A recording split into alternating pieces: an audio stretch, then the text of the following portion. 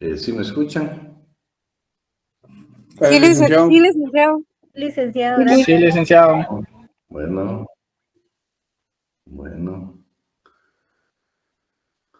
Ahí nos están pidiendo ingresar. Bueno, vamos a ver el ingreso aquí.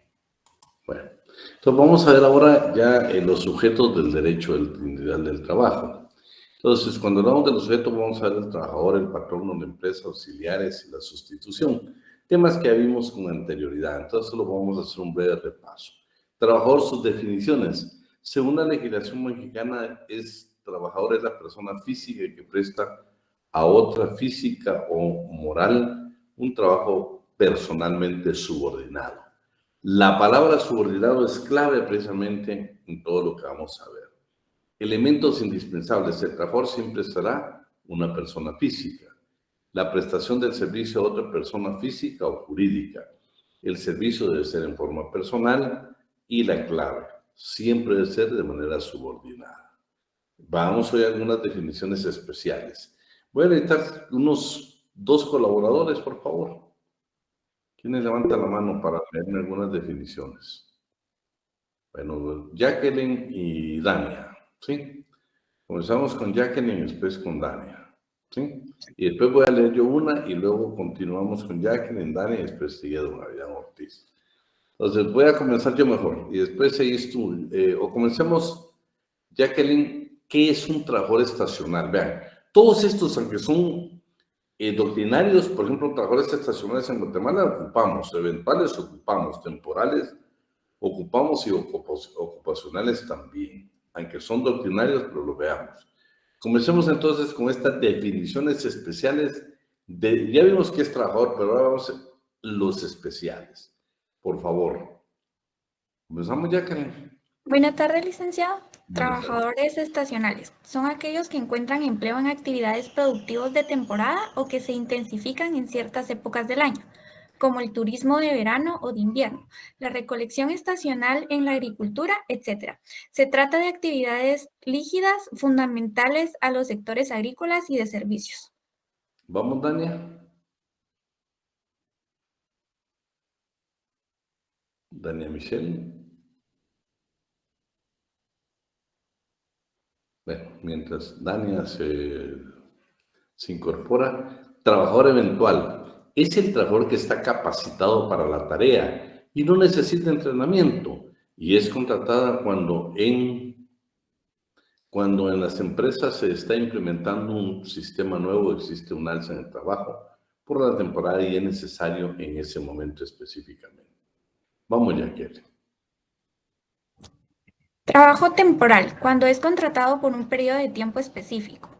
Trabajo ocasional. Consiste en la contratación de trabajadores en forma esporádica por horas, días o semanas.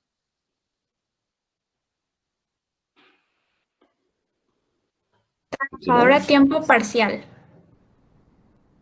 Me tocaba completo, ¿verdad? Sí. Trabajador a tiempo completo, artículo 2, numeral 2, reglamento del convenio 175 de la Organización Internacional del Trabajo sobre el trabajo a tiempo parcial. Es aquella que presta sus servicios personales durante la jornada ordinaria establecida en el Código de Trabajo, que serían diurna, mixta y nocturna. Bueno. Trabajador a tiempo parcial. Artículo 2, numeral 3, reglamento del 175 de la OIT sobre el trabajo a tiempo parcial. Es aquel que presta sus servicios personales durante un tiempo inferior al establecido para la jornada ordinaria del Código de Trabajo, diurna, mixta y nocturna. Que no se olvide que la jornada se divide en jornada ordinaria, que se subclasifica en diurna, nocturna y mixta, y la extraordinaria. Por favor, la primera clasificación que tenemos es en jornada ordinaria y extraordinaria. La ordinaria en diurna, nocturna y mixta. Vamos ahora con el trabajo migrante. Trabajador migrante, artículo 11 del convenio 143 de la Organización Internacional de Trabajo sobre los trabajadores migrantes. Trabajador migrante comprende a toda persona que migra o ha emigrado de un país a otro para ocupar un empleo que no sea por cuenta propia. Incluye también a toda persona admitida como trabajador migrante. Artículo 75, inciso A del decreto 44/2016, que es el Código de Migración, trabajadores migrantes. Las personas, estamos leyendo ahorita el documento, ¿no lo tenés a la vista? Bueno, trabajadores migrantes, este decreto, el 44-2016, es el Código de Migración.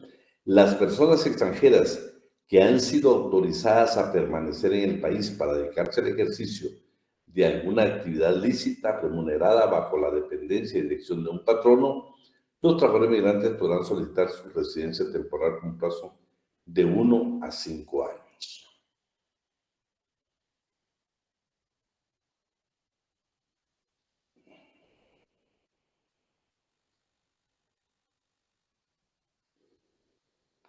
Estamos en la página 3.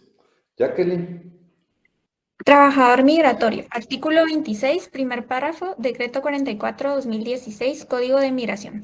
Para efectos de ampliación del presente código, se entiende por trabajador migratorio a toda persona extranjera que realice actividades remuneradas en territorio nacional y se clasifica dentro de las siguientes categorías. Trabajadores transfronterizos. Puede quitar, disculpe, gracias. Itinerantes, trabajadores de temporada, trabajador consultor, asesor o técnico especializado y trabajador por cuenta propia. Interesante la clasificación que vamos a ver entre transfronterizos e itinerantes. Esa clasificación, esa definición es muy clave para efectos de examen. Trabajadores transfronterizos, siempre en el Código de Migración. El trabajador transfronterizo es aquella persona que reside en el territorio de un estado vecino, al que regresa al final de su jornada diaria de trabajo o por lo menos una vez a la semana. Aquellos que viven exactamente en las fronteras. Por favor, Jacqueline. Trabajadores itinerantes. Artículo 26, inciso A, Decreto 44-16. Los trabajadores itinerantes son los que realizan la misma actividad y transitan entre Guatemala y Belice hasta el diferendo territorial, insular y marítimo sea resuelto por la Corte Internacional de Justicia. Bueno, ahí está una bonita. El itinerante solo es Guatemala-Belice. Transfronterizos son todos los que estamos en México y los demás países. Trabajadores de temporada, siempre con la misma descripción legal, pero persona cuyas actividades dependen de las condiciones de la estación propia del año o por la naturaleza del trabajo solo se realiza durante un tiempo determinado al año. Trabajador consultor, asesor o técnico especializado. Persona que realiza sus actividades por un periodo no mayor a 365 días y que sean requeridos por el contratante específicamente como consultor, asesor o técnico especializado y que no requieren de solicitar una residencia permanente. Trabajador por cuenta propia. Todo trabajador que realice actividades comerciales e industriales por su propia cuenta o con sus familias y que tienen autorización para realizar actividades remuneradas dentro del territorio nacional. Vamos a ver, ¿quién más nos puede ayudar? Necesito ayudas. Lilian Castillo. Sí, licenciado. Y Melanie. Lilian y Melanie, les voy a pedir un favor. ¿Tienen su código? Necesito que tengan su código. Sí. Solo déjame ver, vamos a admitir a...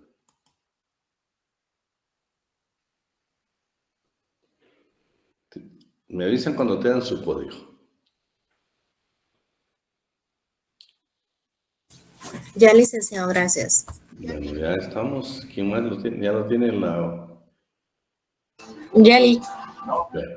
Entonces, las dos, por favor, se ubican en el artículo. La primera se ubica en el 156, la segunda en el 138, 139. Luego regresamos a la primera en el 161, la segunda en el 167 y así sucesivamente. Vamos a ver entonces ahora, vean qué interesante. El artículo que nos dio a nosotros la definición en el Código de Trabajo es única, pero vean cuántas definiciones tienen nuestras disposiciones legales. Miren todo lo que hemos visto y todavía nos falta. Cada vez que alguien llegue a su oficina, por favor, cada caso en especial, usted lo estudia, usted le hace un análisis, haga haga un análisis detenido a su cliente, porque vean cuánta clase de trabajador usted puede asesorar. No sé si alguien está lista ya con el 156. Ya, licenciado. Por favor. Artículo 156. Trabajadores a domicilio son los que elaboran artículos en su hogar o en otro sitio elegido libremente por ellos, sin la vigilancia o la dirección inmediata del patrono o del representante de éste. La venta que haga el patrono al trabajador de materiales con el objeto de que éste los transforme en artículos determinados y a su vez se los venda a aquel o cualquier otro caso análogo de simulación, constituyen contrato de trabajo a domicilio y da lugar a la aplicación del presente código. Dichas simulaciones son prohibidas. Bueno, vean pues, es interesante, vamos a tener una clase donde vamos a ver los regímenes especiales, por eso no lo vamos a analizar. Vean, esta clase de trabajo no tiene una supervisión directa del patrón o su representante, no la tiene, y es aquella fabricación donde, por ejemplo, Adán Mendoza es el patrón o Adán Ortiz es el trabajador, yo elaboro zapato, me contrata Adán, pero mi trabajo lo voy a hacer a domicilio. Es un régimen especial, la ley lo permite. Adán me da a mí todos los materiales y yo le devuelvo ya la materia prima que él me da, ya se lo entrego, ya elaborado el producto que él me indicó. Vamos a ver ya cuando hagamos el régimen especial de qué forma se da la fiscalización ahí. Pero lo interesante es de que aparentemente podría ser una actividad mercantil. Cuando yo hablo de simulaciones de que viene Adán aconsejado por alguien, le dice, mira, ¿para qué estás pagándole a Adán como trabajador? Mejor hace una cosa, Adán, venderle el material, la materia prima de Adán, venderle los materiales, él te elabora el zapato y que él te vende el zapato. Ah, ya lo dio la compañera. Eso es simulación. Hay relación de trabajo. Cualquier actividad mercantil que queramos disfrazarla con ese tipo de contratación, si Adán me da la materia prima y yo se la regreso ya elaborada, definitivamente hay relación laboral. No hay una actividad mercantil. Eso es lo que se llama el artículo. Vamos, el 138 y 139. Buenas tardes. Artículo 138. Los trabajadores campesinos son los peones, mozos, jornaleros, ganaderos, cuadrilleros y otros análogos que realizan en una empresa agrícola o ganadera los trabajos propios y habituales de esta. La definición anterior no comprende a los contadores ni a los demás trabajadores intelectuales que pertenezcan al personal administrativo de una empresa agrícola o ganadera. Artículo 139. Todo trabajo agrícola o ganadero desempeñado por mujeres o menores de edad con anuencia del patrono da el carácter a aquellas o a estos de trabajadores campesinos, aunque a dicho trabajo se le atribuya la calidad del coadyuvante o complementario de los trabajadores que ejecuta el trabajador campesino, jefe de familia. En consecuencia, esos trabajadores campesinos se consideran vinculados al expresado patrono por un contrato de trabajo. Interesante ustedes. Estamos hablando del trabajador campesino, pero vean, cuando la esposa, la conviviente, los hijos colaboren, ya sea con anuencia expresa o tácita del señor patrono, ya se consideran trabajadores campesinos, solo que reciben la calidad de coadyuvantes o complementarios. Le pregunto, la esposa de un campesino con anuencia del patrono, si trabaja a la par de su esposo o de su conviviente, ¿en qué se constituye? En trabajador campesino, en la calidad complementario o coadyuvante.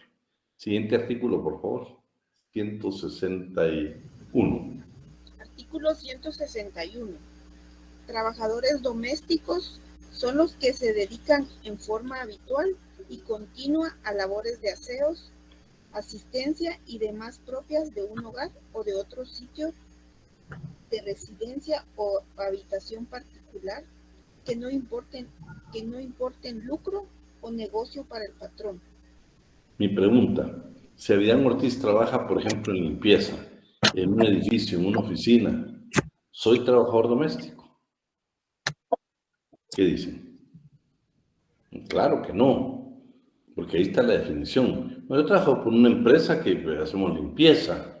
Esta es una empresa normal. No, el trabajador doméstico de casa particular, que no se olvide de primero las características que tiene, ¿sí? Primero, que el patrono no tiene efectos de lucro. En cambio, si yo trabajo por una empresa que la empresa tiene fines de lucro, entonces ahí desvirtuamos totalmente la calidad de trabajador de casa particular o trabajo doméstico. 167.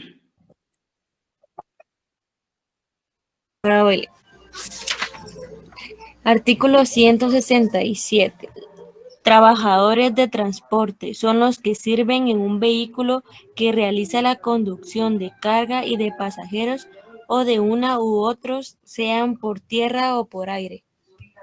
Interesante esa definición. Aprendices. Artículo 170.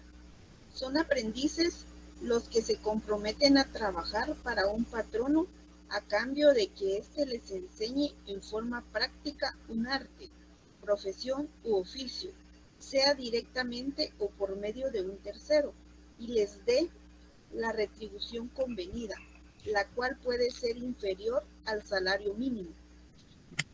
Bueno, lo interesante de esto es primero que el único trabajo que la ley permite que se pague menos del salario mínimo. Pero ¿cuál es el objetivo? ¿Cuál es la finalidad de este trabajo?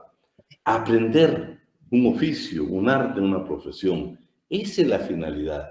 Por eso la ley permite. Claro, estoy aprendiendo, pero estoy generando riqueza.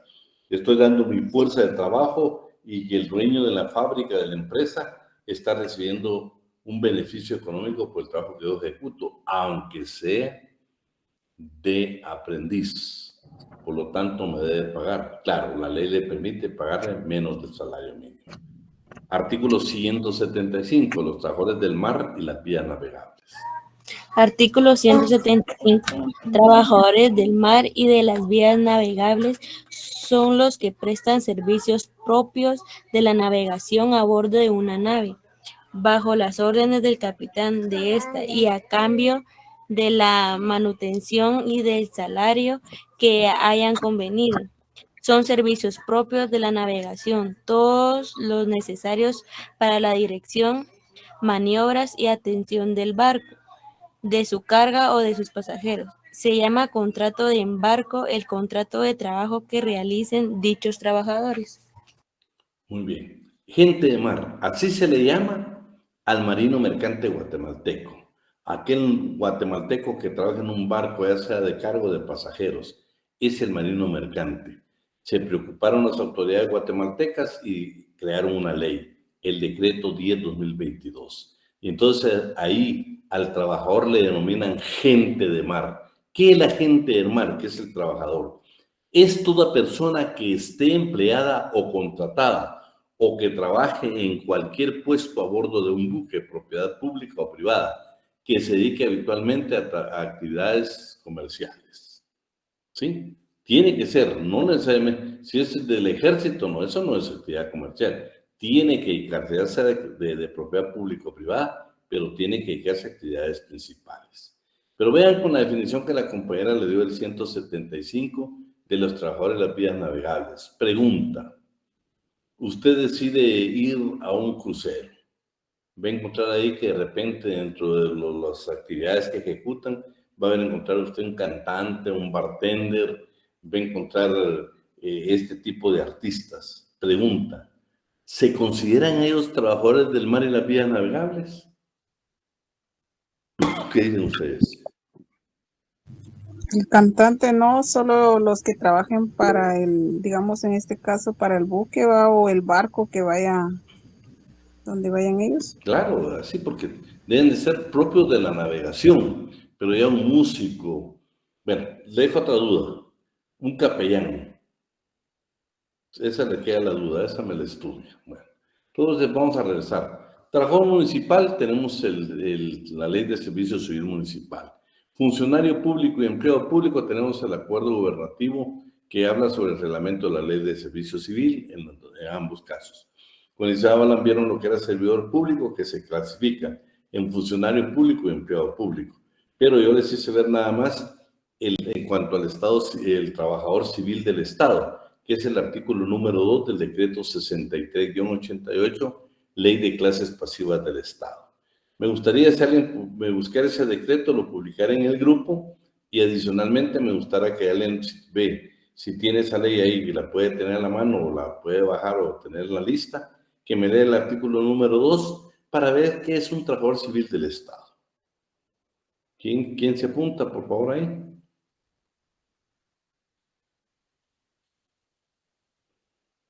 Nadie.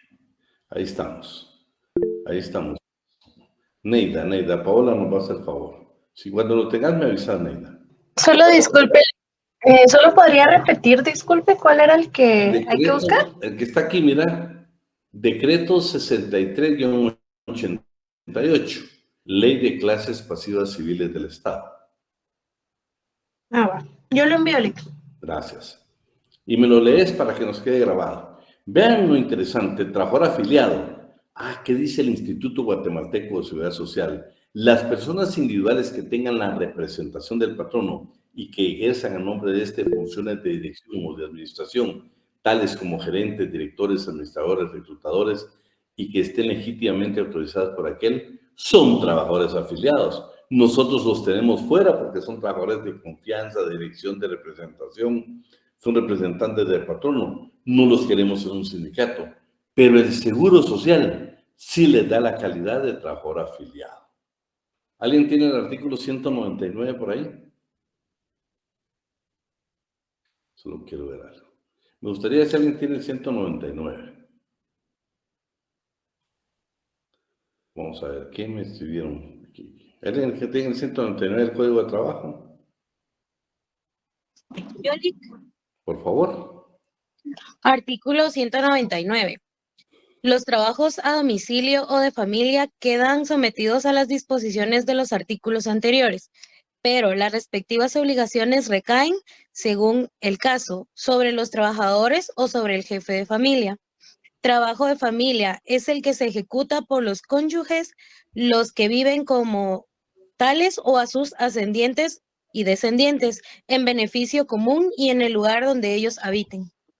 Bueno, solo quiero que alguien me lea el artículo 2 de la Ley de Clases Pasivas. Aquí está en pantalla. ¿Alguien que lo quisiera leer? Dime, Kimber. Buenas tardes, licenciado. Si gusta, se lo leo. Artículo 2. Trabajador civil del Estado. Para los efectos de esta ley, la denominación de trabajador civil del Estado comprende a todo funcionario o empleado que labore en los organismos legislativo, ejecutivo y judicial, Corte de Constitucionalidad, Tribunal Supremo Electoral o en las entidades descentralizadas o autónomas del Estado, en virtud de elección, nombramiento, contrato, planilla o cualquier otro vínculo legal por medio del cual se obliga a prestar sus servicios a cambio de un salario previamente establecido, que sea pagado con cargo a las asignaciones del presupuesto,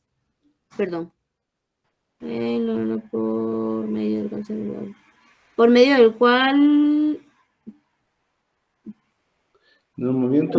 sea obligada a prestar sus servicios a cambio de un salario previamente establecido, que sea pagado con cargo a las asignaciones del presupuesto general de ingresos y egresos del Estado o de los presupuestos propios de los organismos y entidades antes mencionadas, y se encuentre contribuyendo al financiamiento del régimen de clases pasivas civiles del Estado, no perdiéndose la calidad de trabajador civil del Estado por suspensiones o licencias concedidas de conformidad con la ley. Se excluye a los protegidos en el orden militar por las leyes correspondientes. Bueno, ahí estamos. Entonces, eso también me lo estudian porque lo vamos a preguntar. Luego tenemos el trabajo de menores y mujeres, que lo hemos leído en 147. Pero generalmente encontramos dos, el benévolo y el amateur. ¿Qué es el benévolo? ¿Qué es el amateur? Veamos entonces, por favor, ¿quién nos apoya ahí con la lectura de los dos que tengo en pantalla?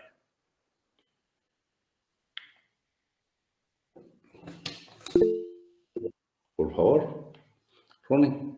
Muy bien. Trabajo benévolo es gratuito, se realiza en forma desinteresada, no tiene como finalidad tener fuerza de trabajo a disposición de otro a cambio de una remuneración, sino que por lo general persigue como objetivo el bien común.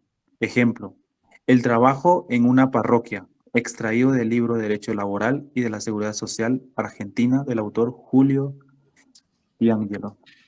Bueno, en la Iglesia Católica, ¿quién pudiéramos indicar que está haciendo un trabajo? No el padre o el sacerdote, no él gana, o el pastor en una iglesia evangélica.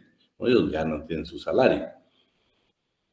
Pero ¿quiénes podríamos nombrar? ¿Alguien de la Iglesia Católica? El ¿Los sacristán. monaguillos? ¿Quién, Kimber? Los monaguillos. Monaguillos es. Los de la hermandad. Los de la hermandad. Bueno, se dan cuenta que todo este trabajo es benévolo, porque ellos realmente no están recibiendo nada, pero están haciendo un bien común, se están sirviendo a su comunidad. En la iglesia evangélica, ¿quiénes se les ocurre? Los que hacen limpieza en la iglesia, licenciado. Podría ser, pero acuérdate que hay iglesias grandes que tienen sus propios trabajadores que sí les pagan salario. Pensemos otra casa más de la parte religiosa. Los diáconos, licenciado. Los diáconos. Los diáconos. Muy bien. Un diácono, por ejemplo, sirve en la iglesia, presta servicio, pero es un bien común para su comunidad y sin derecho a nada. Veamos, Ronnie, ¿qué es el trabajo amateur? Trabajo amateur no responde a una finalidad laboral, sino a otras de carácter cultural, recreativo, deportivo, etc. Por ejemplo, integrantes de un coro musical o de un equipo deportivo, extraído del libro Derecho Laboral del autor Dr. Daniel Nasraoui. Bueno, vean pues. Lo interesante de esto es de que, claro, hay coros donde son profesionales, ¿no? Aquí estamos todavía como aprendices, porque ya el profesional va a querer salario, igual en un equipo deportivo. Claro, pues si es el de la colonia, usted es el del barrio, el de la comunidad, aquel donde todos jugamos, pues ese es un equipo deportivo, pero sin ningún salario. Claro, si ya estamos hablando del Barça o de los Rojos, pues ya es otra historia. Lo lamento por los del Real, ¿no? Vamos ahora con el patrón. Terminamos, ¿se dan cuenta qué necesidad tenemos nosotros que en el momento que llegue nuestro cliente a la oficina hay que preguntarle qué trabajo realizó? Porque dependiendo del trabajo se va a hacer su asesoría. Hoy nos dimos cuenta que no solo se trata de la definición del código. Miren cuántas definiciones encontramos. Miren qué interesante lo de Belice y Guatemala. Bueno, pues vamos a encontrar mucha maravilla en todo el tipo de definiciones. Los trabajos especiales. Esa es otra característica muy especial. Pero ahora vamos a lo que es el patrón. Y el artículo de hoy ya leímos lectura. Según Manuel Osorio Paz, ahí vamos a dejar la parte esta teórica. Pero me interesa entonces ya lo especial. ¿Qué dice el artículo 176 del Código de Trabajo? Vean, ahí nos va a dar una definición quién es patrono. Y vamos a ver inclusive más adelante quién es el representante legal en el trabajo del mar y las vías navegables. ¿Sí? Me está hablando de los barcos, ¿sí? Vamos que dice el 176, por favor, si alguien lo tiene. Por favor, Silvia o Lilian. Artículo 176. Patrono es el naviero o armador, propietario o no de la nave que la pareja, pertrecha y expide a su propio nombre y por su cuenta y riesgo, y que percibe las utilidades que produce y soporta todas las responsabilidades que la afectan, en armonía con el artículo 2 ejecutivo, mediante acuerdos emitidos por conducto del Ministerio de Trabajo y Previsión Social, debe dictar él o los reglamentos del presente capítulo que estime necesario promulgar.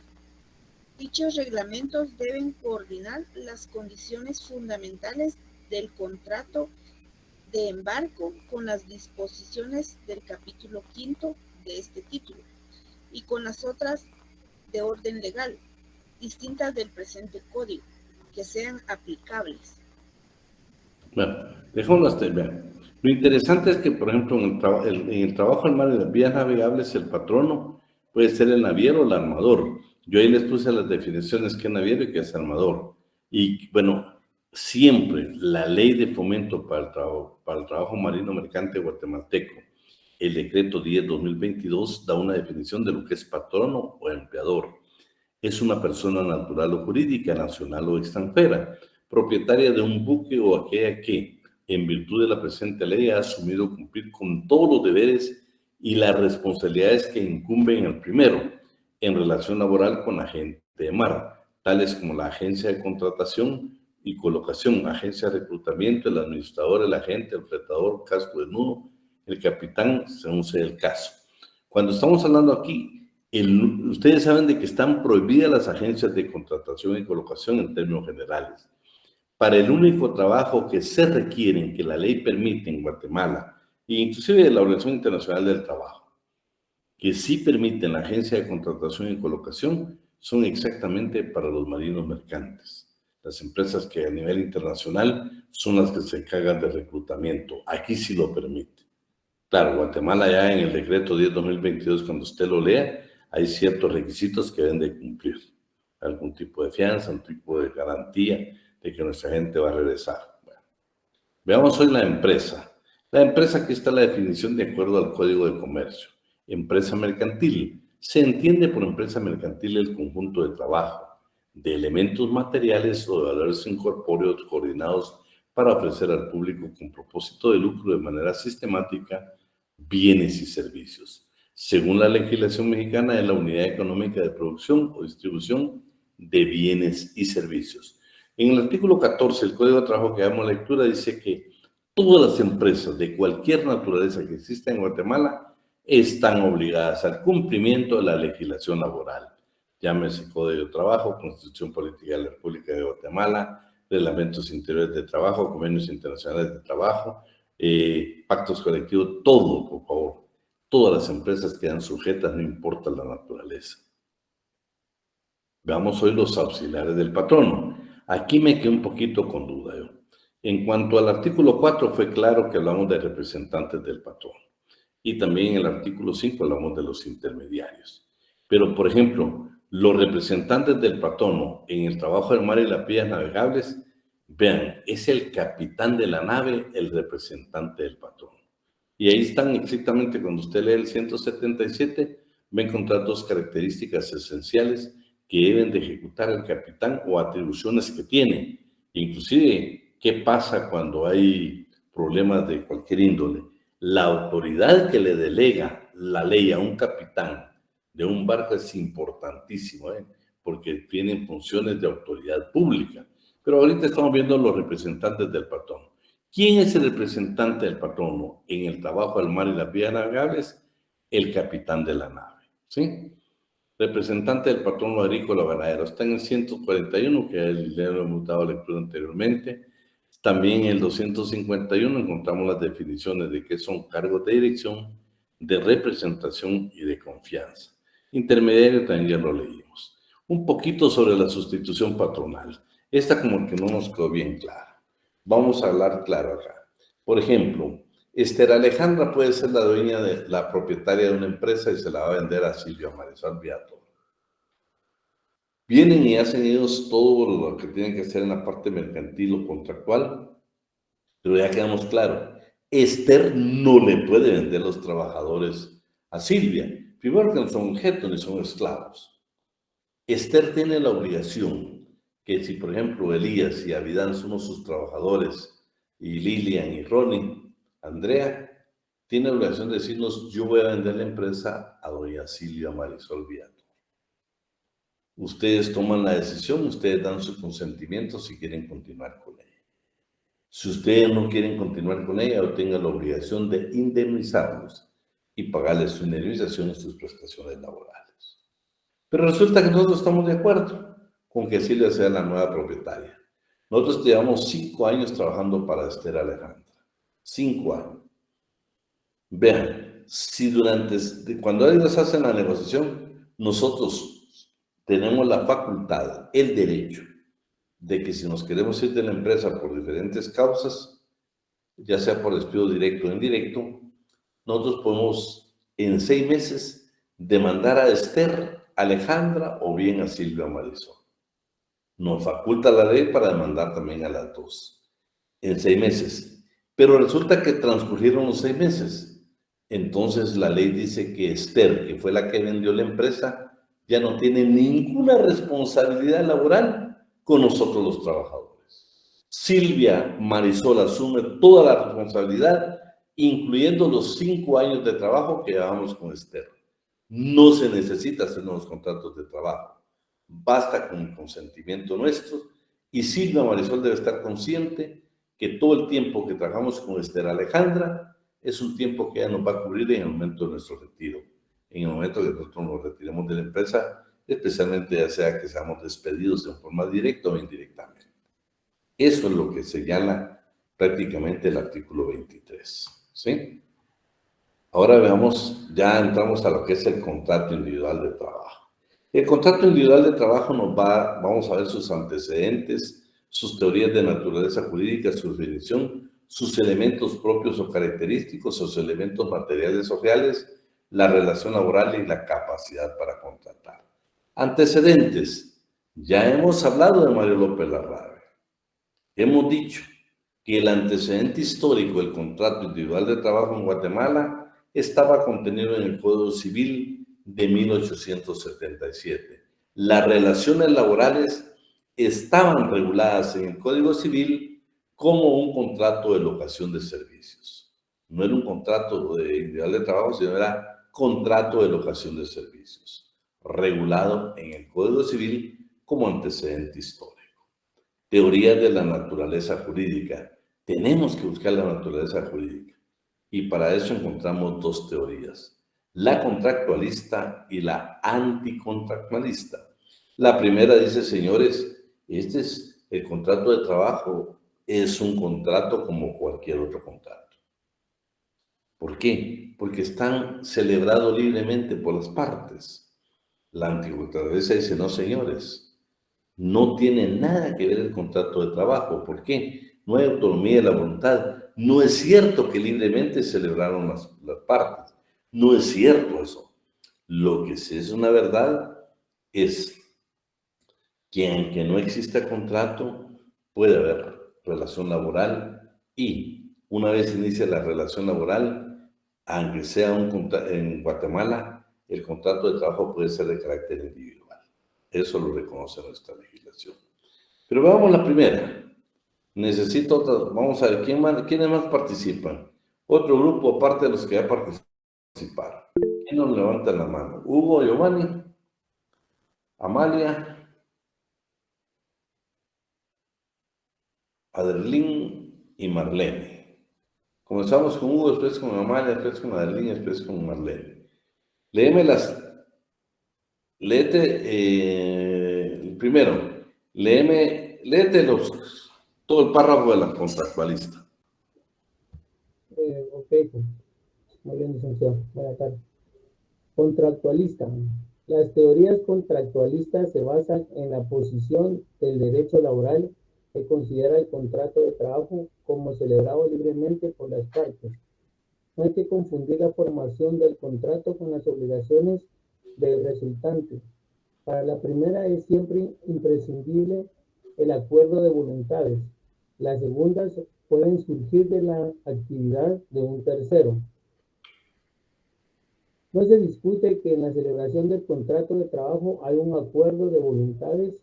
Ese común acuerdo se ve reducido cada vez más en todos sus aspectos, pero el hecho es que él existe, que es imprescindible, ya sea en forma expresa o tácita, que aparezca para que nazca de esa manera la vinculación laboral.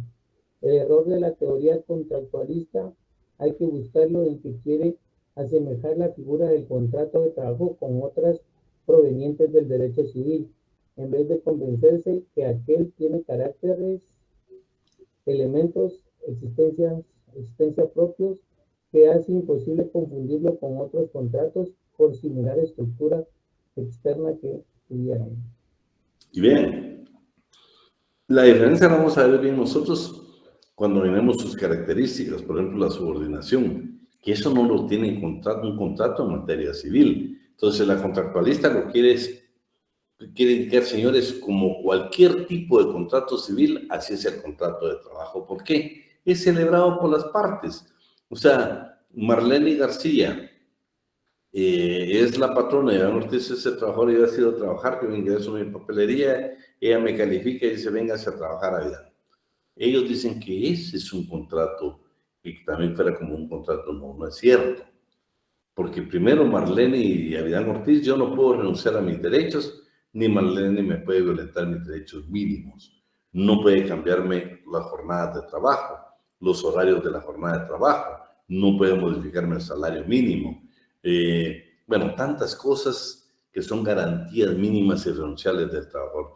Yo no puedo renunciar, págame menos aguinaldo, deme menos vacaciones, deme menos de la bonificación anual para el sector privado y público, el famoso bono 14. No puedo renunciar. Yo tampoco puedo decir, Marlene, y no me pague indemnización porque yo sé que usted está comenzando. No se puede. Entonces no es cierto. No puede ser un tipo de contrato. Señores, podrá tener cláusulas y todo, pero están sujetas a que no se pueden violentar garantías mínimas. Entonces, no, aquí es en el último párrafo está claro.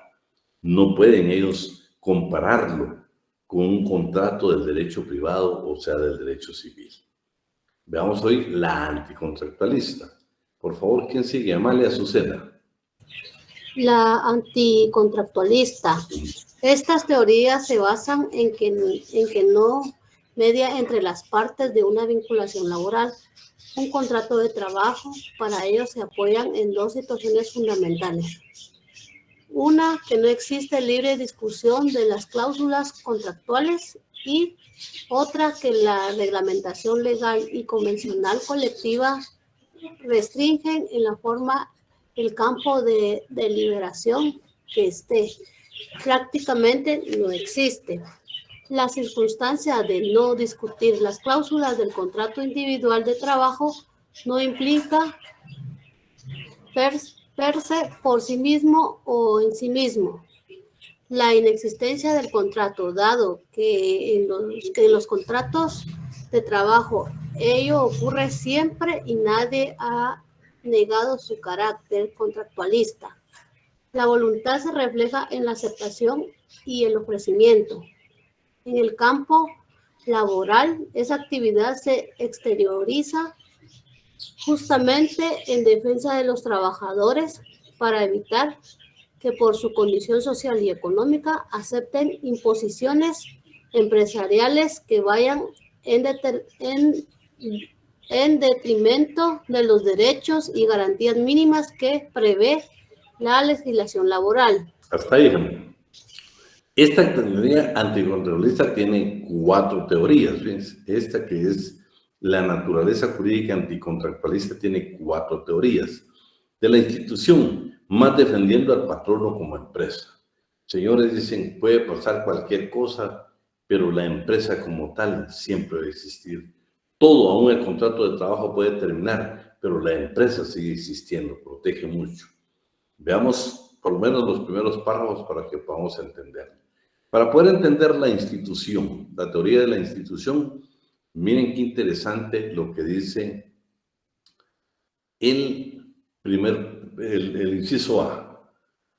Marlene, léete los 4 incisos. Ok, inciso A. La empresa es considerada como una sociedad profesional a la que pertenecen los trabajadores, los cuales están sometidos a la ley de esta sociedad como ciudadanos y lo están a las leyes del Estado, ya que son miembros de la comunidad en cuya vida participan. Inciso B. Prescinde completamente de la figura del contrato, considerando a la relación de trabajo con vida autónoma y caracteres determinados, que se manifiestan en el momento de la incorporación. Inciso C. Descansa no en la idea discutida de protección al trabajador, sino en la tutela de la institución empresarial, procurando que alcance los fines que persigue, tanto en su aspecto técnico y económico como para cumplir con el deber de servicio a la economía nacional y a la patria. D. Trata de constituir, no solucionar, la lucha de clase por una supuesta unidad subordinada al fin del Estado. E. La idea y el fin de que la sostiene es totalmente político, careciendo por completo el contenido social. Bueno, veamos hoy la siguiente. La teoría del contrato realidad. Por favor, Malene, los dos primeros párrafos. Teoría del contrato realidad. De acuerdo a esta corriente doctrinaria, la vinculación laboral tiene su nacimiento en la prestación de los servicios y no en el acuerdo abstracto de voluntades. Se reconoce que existe en la prestación del trabajo un acuerdo de voluntades, aún apenas presumido tanto de una como de otra parte, pero que en este caso de contrato nulo, las consecuencias que se pueden producir escapan al marco de la contractualidad. Bueno, veamos hoy la siguiente, que es la teoría del acto condición. Aderlín. ¿Todo, licenciado? Solo el primer párrafo, solo el primero leer. Ok. Teoría del acto condición. El acto de entrar a formar parte de una empresa, centro de trabajo, constituye el acto originario esencial, base de todas las prestaciones jurídicas. ¿Hasta ahí o sigo? Hasta ahí. Ahora léeme el último, la teoría de la relación laboral. ¿Esto qué significa? Que puede que iniciemos una relación laboral aunque no exista un contrato individual de trabajo escrito. Desde el momento que iniciamos la relación laboral, ahí se está perfeccionando el contrato de trabajo, aunque no exista. Veamos qué es esta teoría, por favor. Lo subrayado nada más, ¿oíste? Ok. Teoría de la relación de trabajo. En el campo del derecho del trabajo, la expresión relación de trabajo tiene un sentido propio. No siempre la estipulación del contrato de trabajo coincide con el de la prestación de trabajo, puesto que puede producirse el caso de un contrato por el cual el trabajador se obliga a prestar sus servicios solamente a partir de una determinada fecha futura.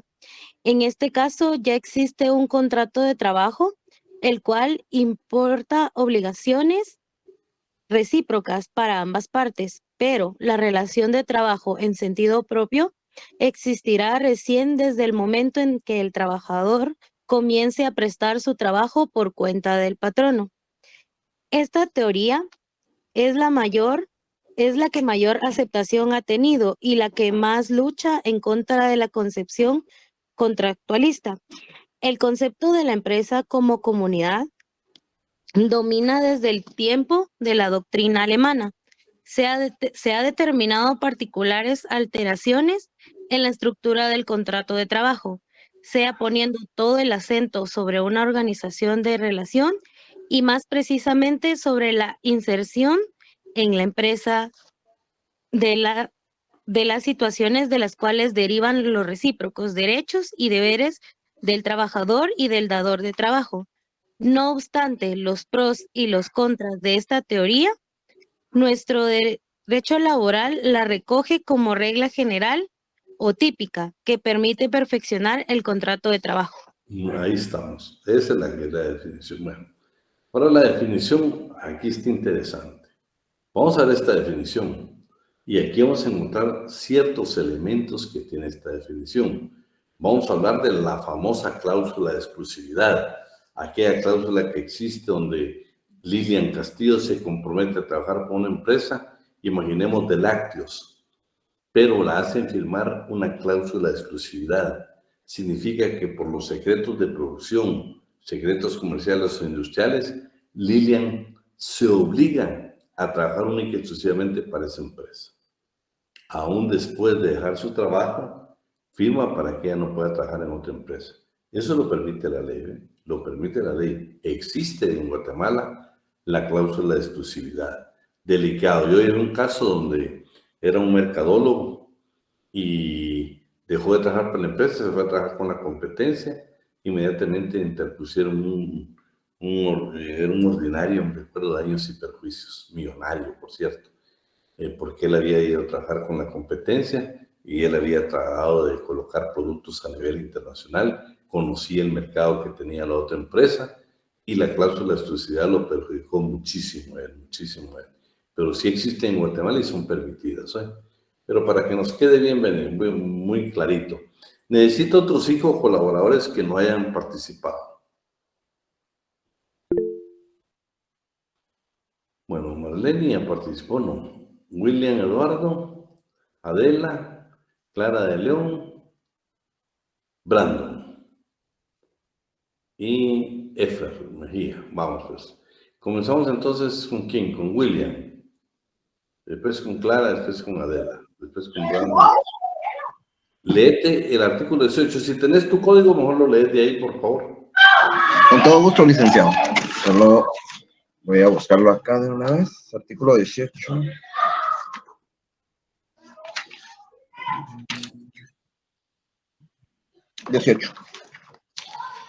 Muy bien.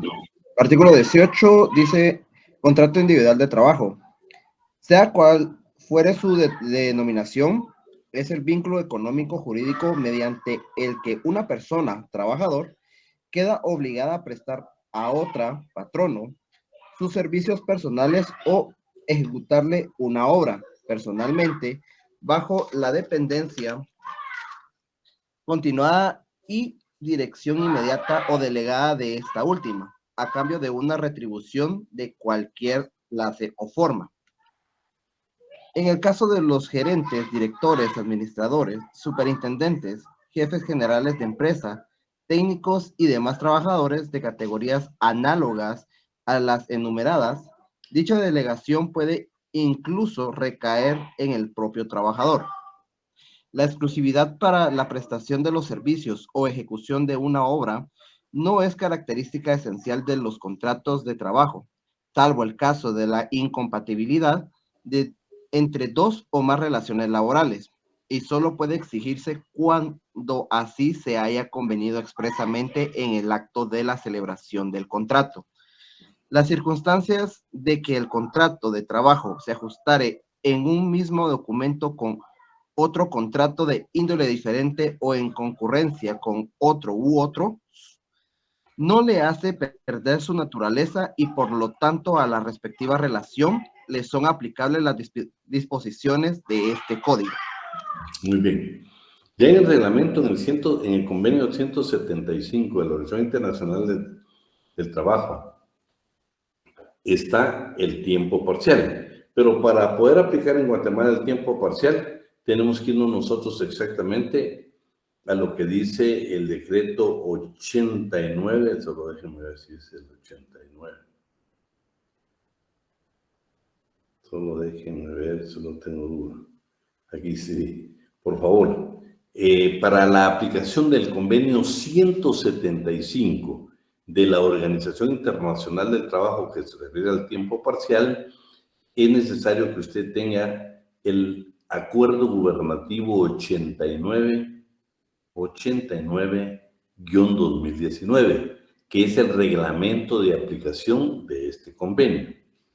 Acuerdo Gubernativo 89-2019, que es el reglamento de aplicación del convenio 175 de la Organización Internacional del Trabajo. ¿Alguien me lo puede anotar por ahí? Es el Acuerdo Gubernativo 89-2019. Bueno, ya teniendo conocimiento de eso, aquí hay otra definición. ¿Pero qué es lo único que le agrega? Le agrega el que puede ser a tiempo completo o tiempo parcial. Pero también la Ley de Fomento del Trabajador Marino Mercante guatemalteco en el extranjero, esta que es el decreto 10-2022, dice: señores, si se va a tratar de guatemaltecos que van a trabajar como marinos mercantes en el extranjero, es necesario que se agreguen en el contrato de trabajo lo siguiente. Primero, debe ser por escrito, no permite que sea verbal. 2, se hará siempre en español. Esa es la regla general. Por escrito en idioma español. Cuando un guatemalteco suscribe un contrato con alguien que va a trabajar para el extranjero, va a trabajar para un barco, ya sea de carga o va a ser de pasajeros, ¿sí? Y para eso en Guatemala este decreto 10-2022 le va a ejemplificar a usted todo lo que se necesita. Pero el contrato de trabajo dice que siempre será por escrito y en español. Si requiere una traducción será a costa del empleador. El capitán del barco o la persona que se designe conservará una copia física o digital a efecto de dar los detalles de la relación laboral a las autoridades que lo requieran, mostrarlo a requerimiento del trabajador o bien para uso de una emergencia. Además de los requerimientos de todo contrato de trabajo, el contrato de trabajo para el trabajador marino mercante guatemalteco se debe incluir el detalle sobre los costos y procedimientos de repatriación del trabajador, indicación de las personas a contactar en caso de emergencia. Si el trabajador lo solicita, indicación de la persona que podrá percibir un porcentaje de los ingresos mensuales del trabajador, así como los datos que requiera para la transferencia monetaria y la relación existente. Vean todo lo que tiene que agregarse adicionalmente. Todo contrato de trabajo hay que agregar. Cuando es un guatemalteco que va a trabajar en un barco de bandera extranjera, pero como aquí van a haber agencias de colocación, agencias que le van a permitir tener ese control, entonces ellas aquí deben de, cuando lean la ley se van a dar cuenta de todos los requisitos que deben de cumplir, precisamente para que no se perjudiquen los derechos de la clase trabajadora, o sea, el marino mercante guatemalteco que está precisamente incorporado a esta clase de trabajo. Saben de que Guatemala ha tenido la bendición de que ya le permitió la organización, hay una organización de tipo mundial que ve esta clase de trabajo, y Guatemala pues ya hace unos años, unos 5 o 6 años, que ya le permite a través de una entidad, creo que está escrita el Ministerio de la Defensa, ya se permite la capacitación y especialmente la certificación de marinos mercantes. Eso favorece a los guatemaltecos porque no tienen que viajar al extranjero para obtener esta certificación. Lo pueden hacer en Guatemala, que por cierto hay miles de guatemaltecos trabajando en barcos, ya sea de carga o bien de pasajeros, y si ustedes logran ingresar a la página del Ministerio de Trabajo y Previsión Social y se relacionan con este tema del marino mercante guatemalteco, se van a dar cuenta la cantidad de trabajo que ofrecen este tipo de empresas hoy. Es increíble cuánto guatemalteco va a tener la oportunidad de enrolarse en esta clase de trabajos, especialmente en barcos de carga o bien de pasajeros. Les sugiero que por ahí, cuando tenga su tiempecito, ingrese a la página del ministerio y de repente, para su comunidad, para su sector, para su entorno familiar, para su comunidad, de repente usted le dé bendición para que muchos guatemaltecos puedan optar a esta clase de trabajo. Veamos, hoy estamos en la definición de qué es un contrato individual de trabajo. Vamos a ver qué elementos tiene: de subordinación o dependencia, ausencia de riesgo, estabilidad y profesionalidad. Vamos a ver la subordinación o dependencia, su definición, sus características, su dirección y dependencia, la diferencia entre trabajo subordinado y autónomo, la potestad del empleador y los deberes correlativos del trabajador. Interesante, ¿eh? ¿Qué responsabilidades tenemos nosotros como trabajadores? Veamos entonces qué dice Guillermo Cabanelas y Pérez Botija en estas definiciones. Clara de León, léeme estas dos definiciones que están en pantalla. Muy bien, buenas tardes, licenciados compañeros. Definiciones de Guillermo Cabanelas define la subordinación como el estado de limitación de la autonomía del trabajador al cual se encuentra sometido en sus prestaciones por razón de su contrato y que proviene de la potestad del empresario para dirigir la actividad de la otra parte, en orden al mayor rendimiento de la producción y al mejor beneficio de la empresa. Pérez Botija, al hablar de condiciones de dependencia y subordinación, señala que la dependencia significa que una persona está sometida a la voluntad de otra, pero no a través de una sumisión psicológica, de una vinculación social, de una obediencia personal ciega, sino que es una expeditación funcional que unifica o coordina actividades diversas. Veamos hoy las características, por favor. Vamos a ver quién más estaba ahí. Brandon o Adela. Adela. Hola, licenciado y compañeros, buenas tardes. Hola, buenas tardes. Mírame las características. Con gusto. Estamos hablando de la subordinación. Características. Entre las características de la subordinación encontramos las siguientes. A. El trabajador pone a disposición del patrono su fuerza o energía de trabajo, por esa razón está sujeto a la organización de la empresa. B. El patrono adquiere el derecho de dirigir el trabajo y de dar órdenes, sustituyendo la voluntad del trabajador en la elección de las tareas que realiza. C. La correlativa obligación del trabajador de aclarar órdenes e instrucciones del patrono con la facultad de éste de establecer tiempo, lugar y métodos empleados en el trabajo. D. La fiscalización del empleador expresada en la supervisión y control de la forma en que el trabajador desempeña sus labores. E. La subordinación debe surgir de una relación jurídica continua de cierta duración o periodicidad, es decir, las labores que se realizan no deben ser accidentales. F. El servicio se presta por cuenta ajena en beneficio del empresario para los fines económicos de este. Por lo tanto, el trabajador es ajeno a los riesgos y pérdidas de la empresa. Dirección y dependencia. Vamos, Brandon. Buenas noches, Buenas licenciado. noches. Dirección y dependencia.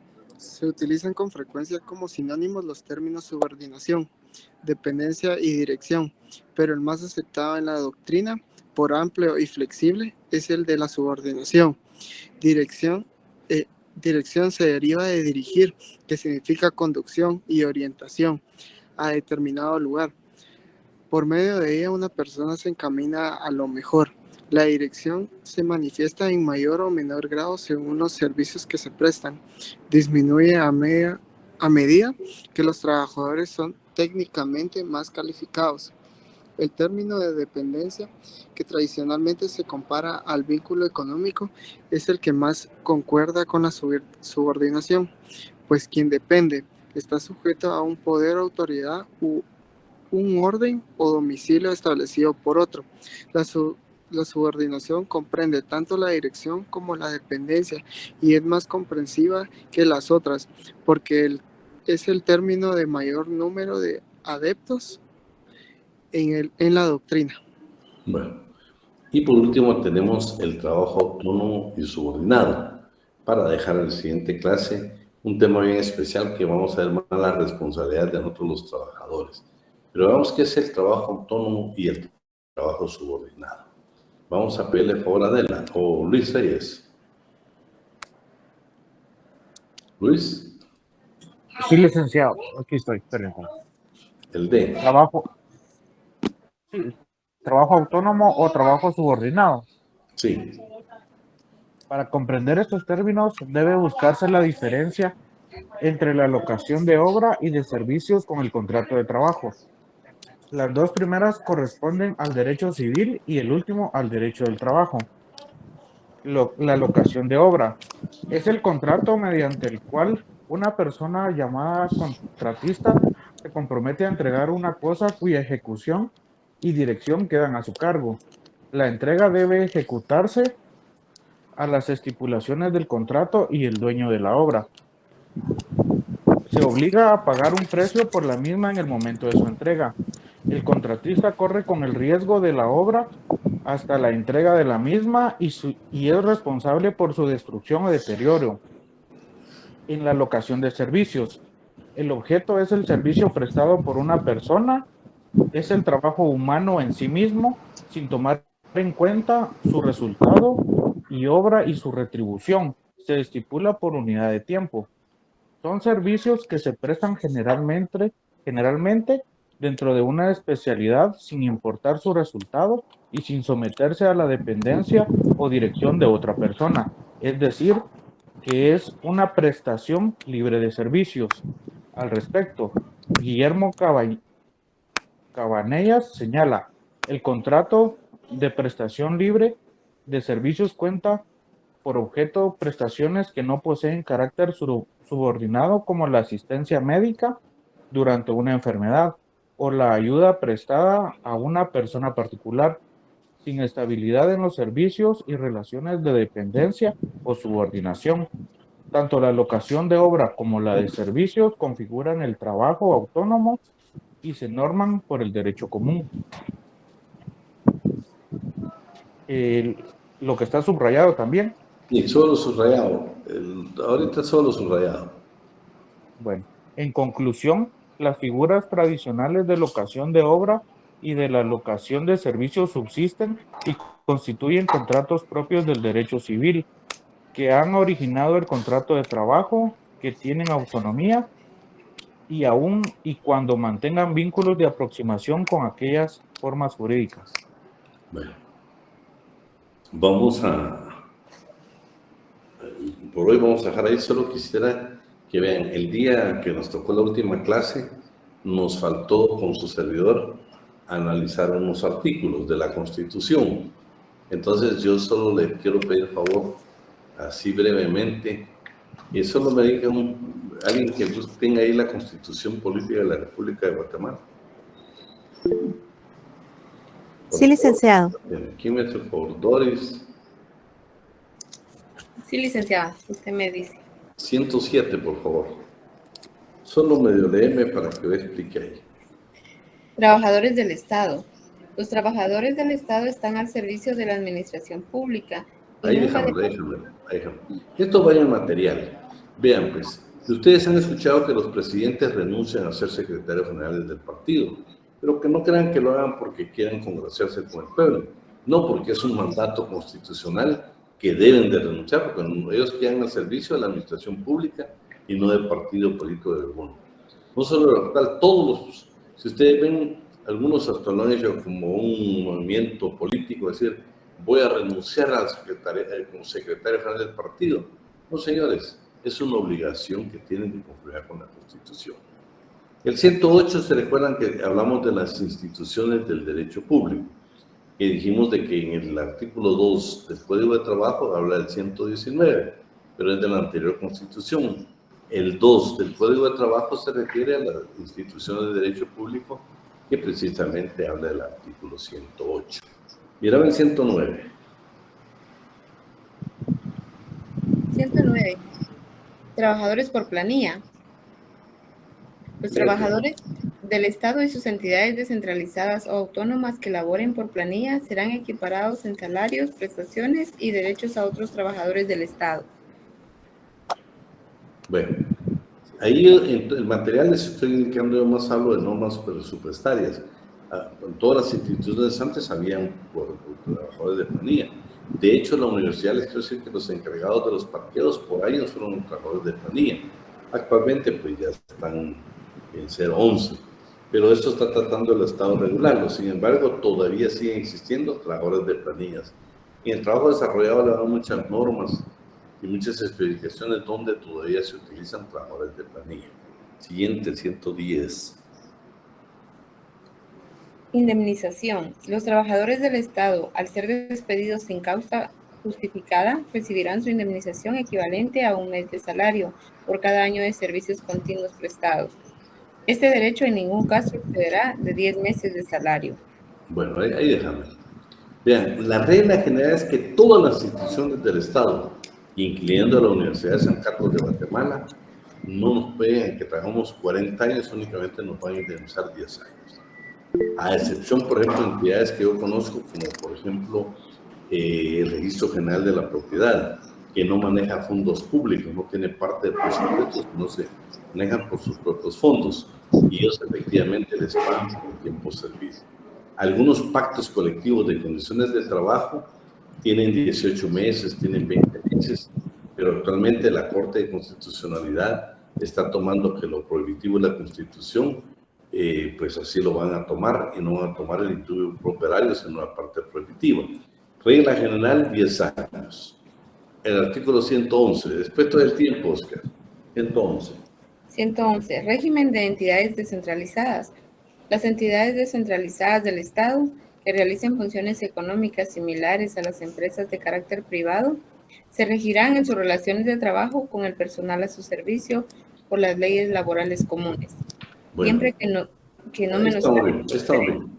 Está hablando que si el Estado tuviera entidades de carácter privado, o sea, empresa privada como que fuera del Estado, ahí no le rige la ley de servicio civil, sino que le rige el Código de Trabajo. Siguiente, por favor, 112. Prohibición de desempeñar más de un cargo público. Ninguna persona... Ahí déjalo. Bien, solo los docentes y los que trabajen en instituciones de asistencia, como los bomberos, la Cruz Roja, podemos tener otro tipo de trabajo. Por ejemplo, yo como docente puedo trabajar por la mañana. Yo comienzo a trabajar en la universidad a partir de la 1 de la tarde hasta las 9 de la noche. Pero por la mañana yo pudiera tener otro trabajo que la ley me lo permite. Pero si, por ejemplo, Luis Reyes trabaja en el Ministerio Público y después quiere tener otro trabajo en otra entidad, no se lo van a permitir. No lo permite la ley tener dos trabajos. Ahora ustedes saben que aún el 029 le están pidiendo la declaración de cargos, donde usted bajo juramento ley indica que no percibe ni tiene otro 029. Muy delicado. Siguiente, por favor, Lourdes. Derecho a optar a empleos o cargos públicos. Lo van a escuchar ahorita ustedes con las comisiones de postulación. Méritos de capacidad, de honradez. Bueno, que yo les digo, pues, claro, la definición de honradez la podemos marcar. Nosotros tenemos diferentes criterios. Yo le preguntara a usted, ¿alguien que ha sido condenado es honrado? Unos me dirían sí, otros dirían que no.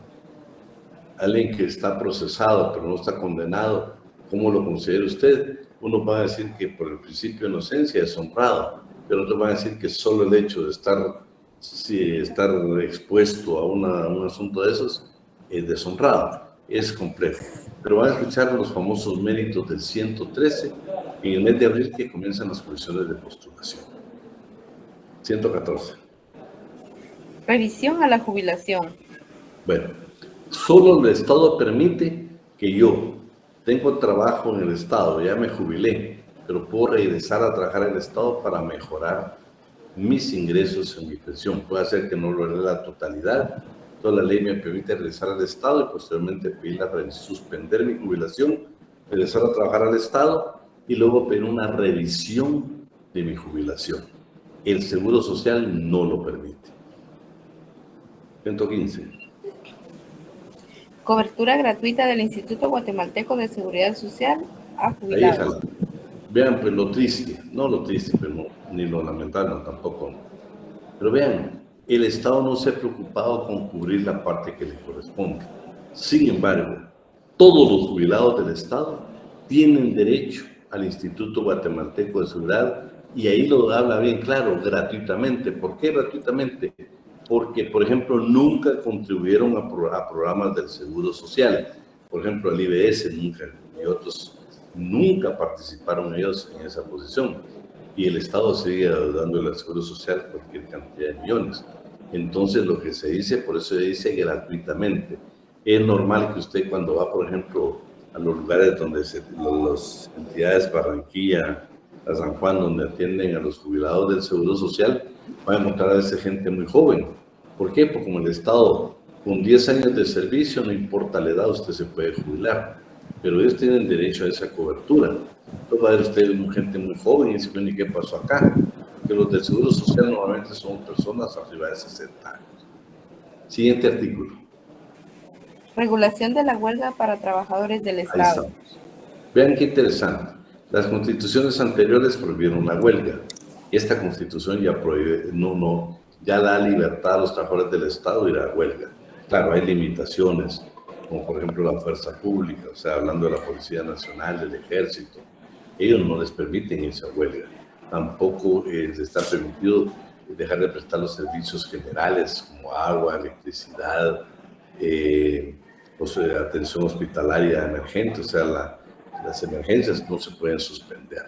Pero sí, en términos generales, la Constitución permite la sindicalización, o sea, el derecho a que todas las entidades del Estado tengan sindicatos, a excepción de la policía y el ejército, y hay un decreto que es hay un acuerdo gubernativo que es el 346 también, Vamos a ver más adelante, pero lo interesante es que tenemos prohibiciones, pero ya la ley ya le da amplitud en esta Constitución a los trabajadores del Estado.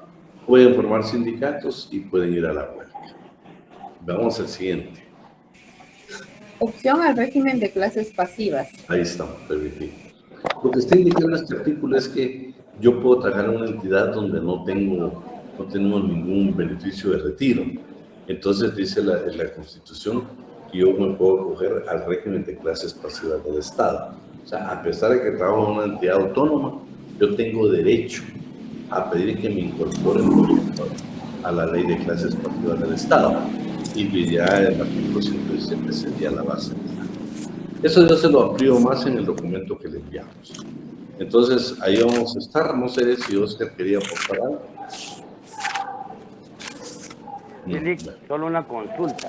Usted dice que a los 10 años, póngale en la Universidad de San Carlos, se puede pedir pues su baja, o le dan su baja, le pagan sus 10 años, que es el máximo de pagar de indemnización universal, pero tiene que pasar igual 10 meses para que usted pueda volver a regresar, o si después que le paguen, usted puede volver a regresar a impartir docencia.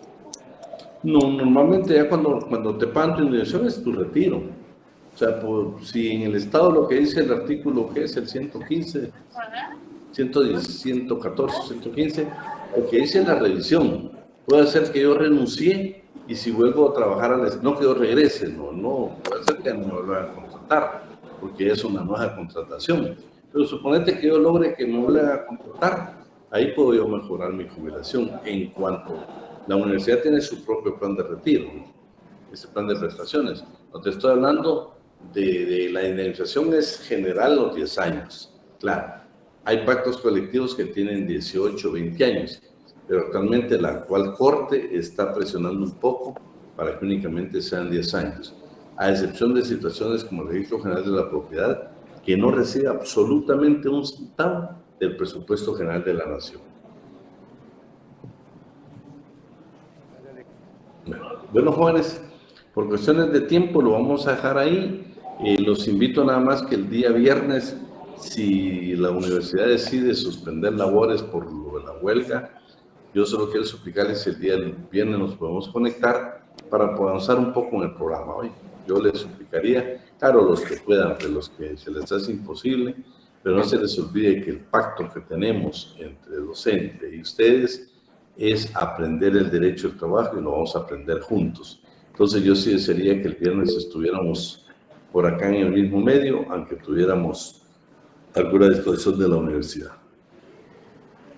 Dígame. Licenciado, perdone, tengo una consulta. El documento que estamos leyendo, ¿en dónde está publicado? Es que en el Classroom no lo encuentro. Lo de los últimos artículos de la Constitución es un documento que les envié. Este no, porque todavía nos falta, no hemos desarrollado ni 2 puntos. Vamos a avanzar un poco para podérselos enviar, ¿oíste? Pero solo tenemos 2 documentos subidos en Classroom. No, yo tengo subido todos. Este que leímos de lo que yo estoy leyendo, la parte de la Constitución, ese sí está subido, eso sí me consta. Hay 4.